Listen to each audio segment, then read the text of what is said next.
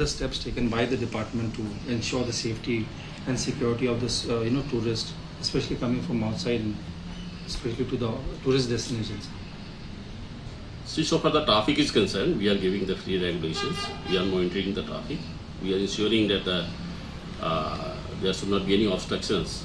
But due to the ongoing constructions at MES stage from the Rhino Point to the Upper Shillongs, there is a bit congestions in between.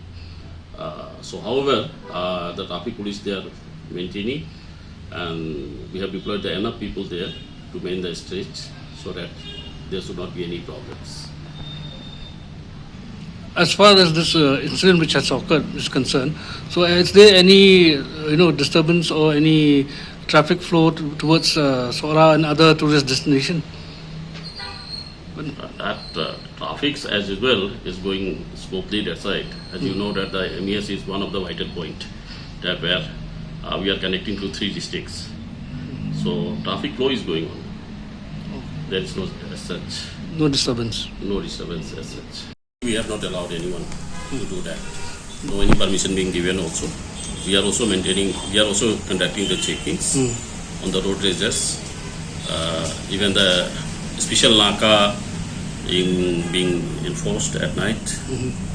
The special checkings are also being conducted together with the SOTs and the traffic peoples. So that we are taking utmost preventive measures that this thing should not be allowed in this Shillong city. And what are the acts that you can fall in if they are caught doing such activities? See, actually the thing is that this falls under the race and negligent driving. These are the race and negligent driving.